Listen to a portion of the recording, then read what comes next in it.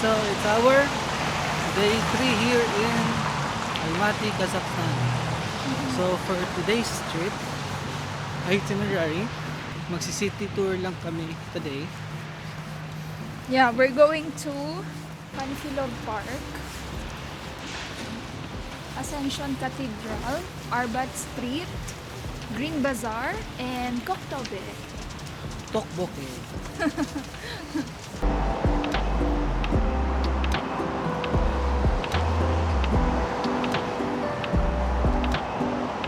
So, after 10 minutes of walk, nandito na tayo ngayon sa Arbat Street sa Kazakhstan. So, this is our first stop for today's trip. So, ito yung view ng Arbat Street.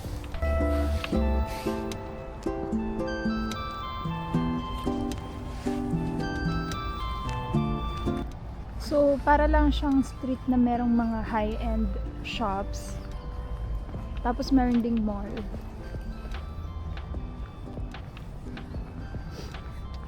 So, yung weather today mukhang gloomy. Tapos yung mga snow, parang medyo natutunaw na. Unlike nung first day natin, ang ganda-ganda nung itsura, nung vibes. Tapos, pag gusto nyo pumunta dito, search nyo lang Arbat Street sa Google Maps. So, it's actually near from Meldum Hotel. So, walking distance lang siya if you're taking the metro from Zibek Zoli, if we're pronouncing it right. From there, ano lang siya, mga 5 minutes walk.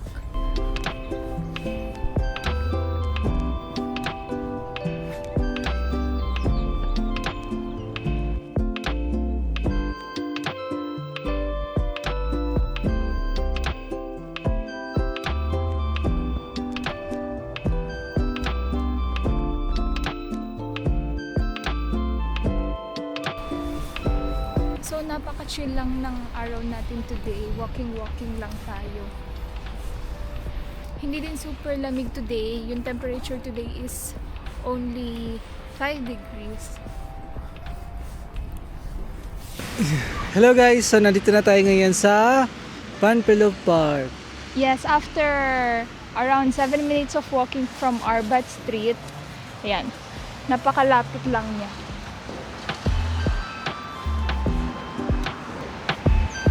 Doon tayo sa madaming snow.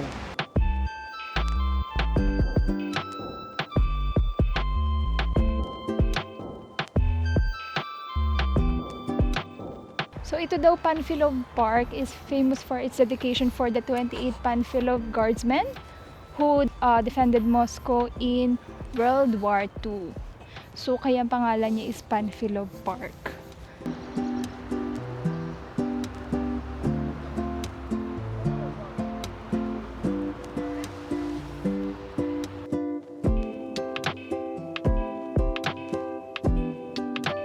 So actually, nung 1817, nag-start daw to as a sementeryo.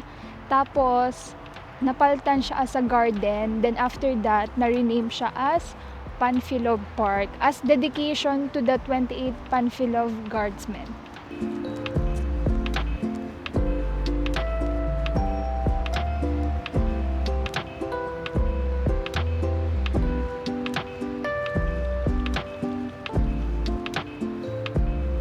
Guys, papunta naman tayo sa Ascension Cathedral. So, kahapon nanggaling tayo sa Kindy Lake. Diba meron din na sunken forest. Yung patay na puno doon, yung wood doon, yung same type of wood, yun yung ginamit nila sa pagbuo ng Ascension Cathedral. So, sabi nung guide natin kahapon, this is full wood siya. Tapos, walang ginamit na nails sa paggawa ng cathedral na to. So, ganun katibay yung puno na yun. So, guys, ito lang yung Panfilov Park. Na dito lang siya. Tapos, yung Ascension Cathedral, dito lang din siya. Ayan.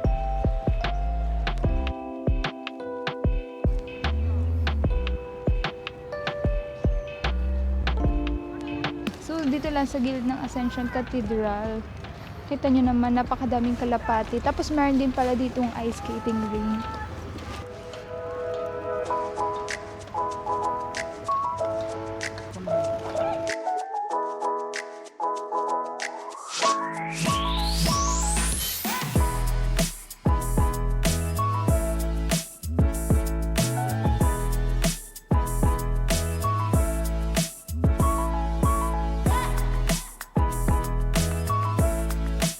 Tapos meron din ditong skating rink sa may labas ng Ascension Cathedral, dito sa may Panfilov Park.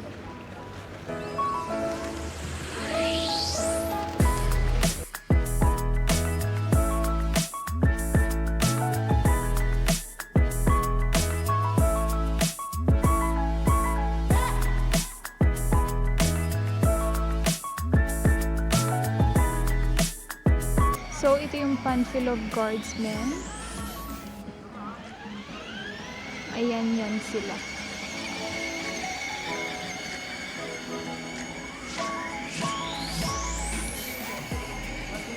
Hello guys! So, tayo ay papunta na sa Green Bazaar. So, from Panfilov Park at sa Cathedral, just like around 5 to 10 minutes walk. Kung mabilis naman kayong maglakad kagaya namin, Kung para naman kayong tikling. mga 5 minutes lang. So, ito ang way papunta doon. So, make sure na meron kayong Google Maps. Kasi siya ang tutulong sa inyo paano pumunta doon.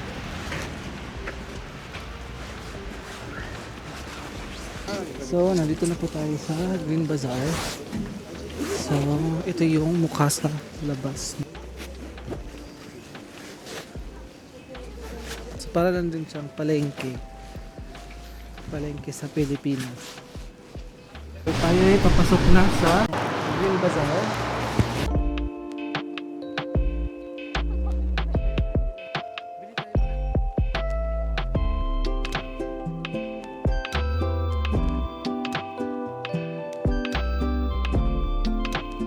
Ito yung kinain namin sa burger. Sarap po siya guys. So guys, lahat ng nagtatry makipag-usap sa amin, binabati kami ng nihaw. Hindi naman kami nihaw. Kumusta kami? Kahit yung mga staff sa hotel, sabi niya nihaw. Gumamit pa siya ng translator para makapusap kami. Tapos sabi niya nihaw. Nihaw? So, nandito na tayo ngayon sa may taas para mag-lunch muna. So, ito yung menu nila. So, kailangan nyo mag-Google Translate para ma-check kung ano to. Pero, most probably yung plov, yun yung orderin namin. Kasi na-try namin siya kahapon dun sa may Colsay Lake. And masarap siya. So, dumating na yung order natin. So, umorder tayo ng plov. Ito is yung fish barmak. Tapos, ito yung dumplings. So, tinuro lang namin to sa menu. So, napakasarap talaga ng plov. Ito, second time na namin kumain yan. Kasi ito, besh barmak. Ang sarap din. So, lahat yan is horse meat. Maliban lang sa dumpling soup. Hindi lang namin sure if horse meat siya or beef. Alam din naman siyang beef.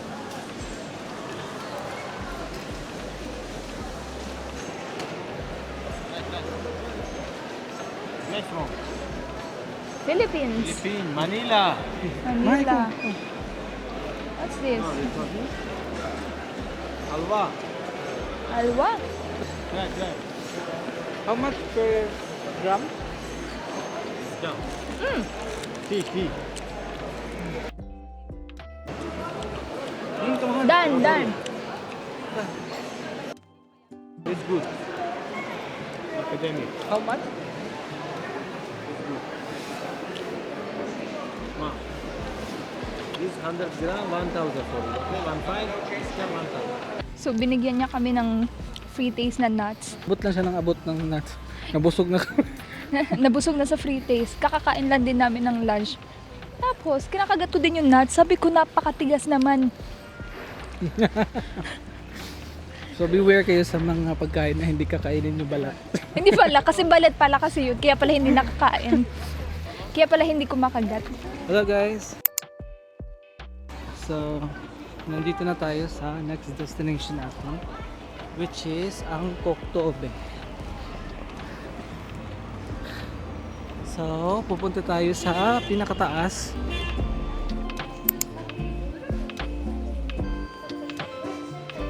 So, nakasakay na tayo sa cable car papunta sa taas ng Koktobe. So by the way, nagbayad kami ng round trip ticket ng cable car. Plus, kasama na yung fast coaster, yung rides na sasakyan natin for 1 lap. It's 13,200 tenge per person. So nagbayad kami ng 26,400.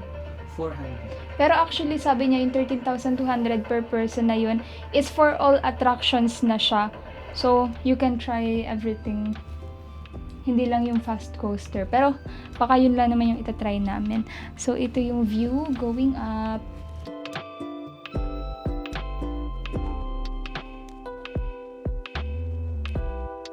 Ito pala yung Kazakhstan Hotel. Ito daw yung oldest hotel dito sa Kazakhstan. Hotel na siya since Soviet Union pa.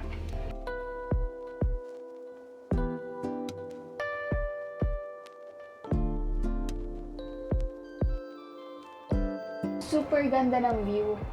Hindi nabibigyan ng justice ng camera. Sobrang ganda ng bundok. So nandito na tayo sa tuktok ng Koktobe. So kung makapunta na kayo sa Tagaytay, parang ito yung Sky Ranch ng Tagaytay. So ito yung view from the top. Tingnan nyo yung coaster. So sasakay tayo dyan mamaya. So hanggang pababa yan.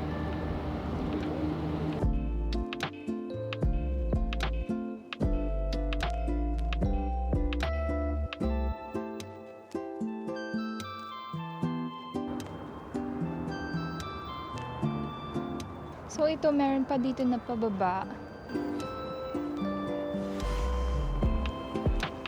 Pero tinatamad na kami bumaba. So dito na lang muna tayo guys kasi sobrang nakakapagod ng bumaba. Wala namang problema ang pababa eh.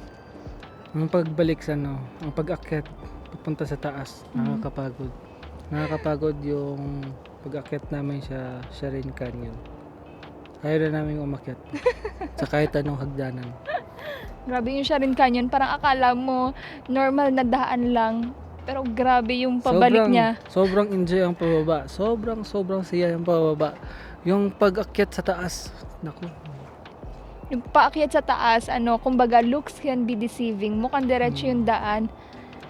Pero mafe-feel mo bawat hakbang mo, paakyat pala siya. Tapos pala guys, isa pang tip. Kung pupunta kayo dito sa Kazakhstan, magbaon kayo or magpa-exchange kayo ng daming 100 tenge kung kayo yung palaihi. Kasi everywhere dito sa Kazakhstan, pag gusto nyo umihi, gusto nyo mag-CR, may bayad na 100 tenge.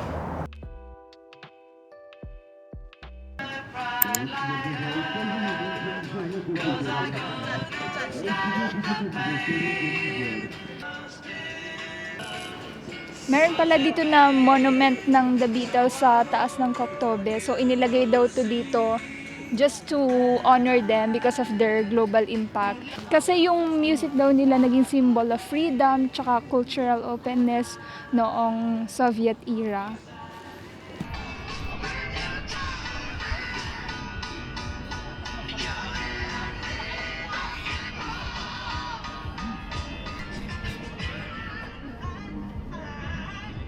So, napakalawak nitong Koktobe.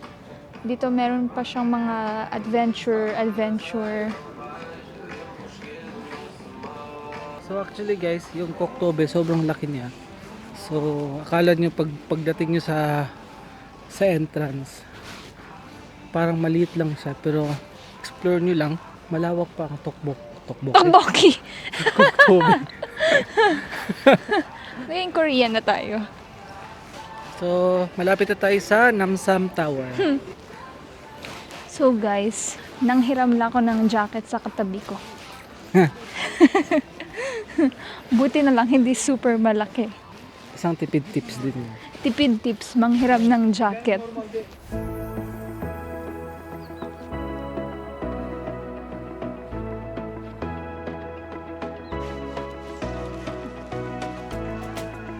Gumawa siya ng snowman niya, little snowman. Let it snow.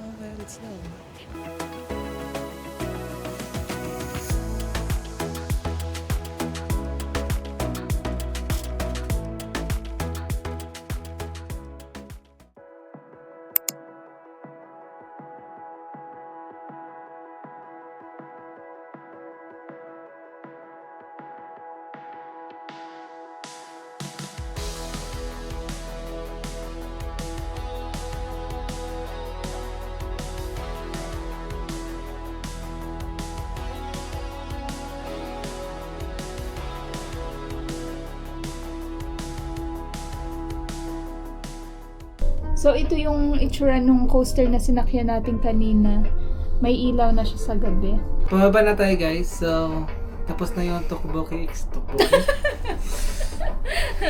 Tokboki? So, pababa na tayo guys. Time check. It's 4:30 in the evening. So, yun. Yun na yung Koktobe experience natin.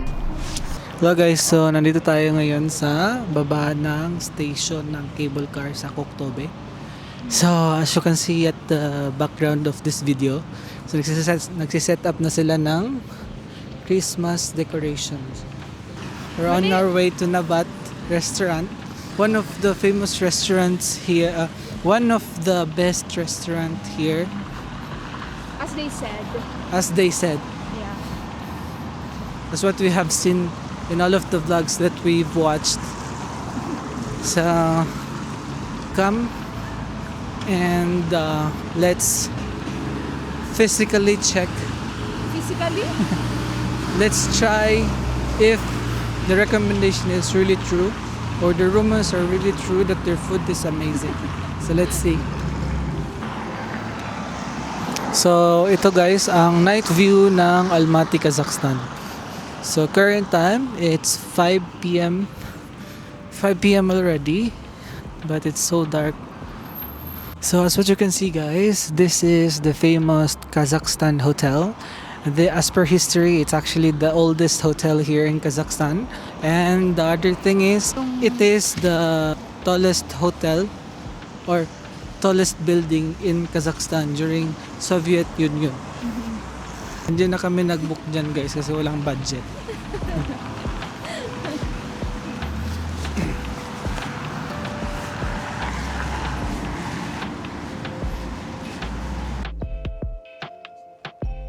Hello guys! So, nandito na tayo sa Navat Restaurant. So, from Koktobe entrance. So, it's around 5 to 10 minutes away only by walk. So, here. Diba parang 5-star? 5-star restaurant. So, nandito na tayo sa loob ng Navat Restaurant. So, since hindi naman tayo masyadong gutom, so, konti lang po yung order namin. So, order lang kami ng narin, which is yung horse meat. Thank you. Horse meat. Tapos, umorder din kami ng manti, yung steamed dumpling nila. Tapos, coffee latte lang kami at milkshake. Tapos, meron silang complimentary na salted cow milk. So, yung lasa niya para siyang milk yogurt. Para siya talagang unang tikim asin talaga. Yung parang yung matitikman mo para talaga siya nilagyan ng asin. Ito yung loob ng Navat Restaurant. So, kung nandito kayo with your kids, meron din silang playing area. So, playground for kids. So, it's very recommended. So, pwede silang maglaro doon habang naghihintay sa pagkain.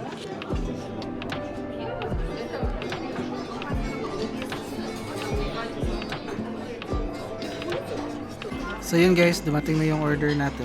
So ito yung steamed dumpling. Tinatawag nila na manti.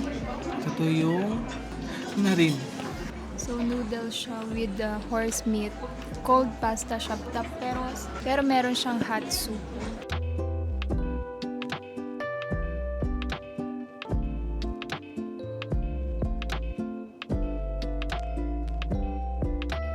So, tapos na tayo mag-dinner. Ang total na nabayaran natin is 13,260 tenge. So, ang kinain natin is actually yun lang. Napaka-konti kasi busog pa tayo.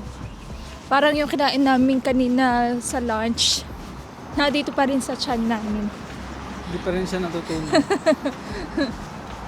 So, naglalakad na tayo papunta ng Abay Metro. So, next station lang naman yung malapit na metro sa hotel natin.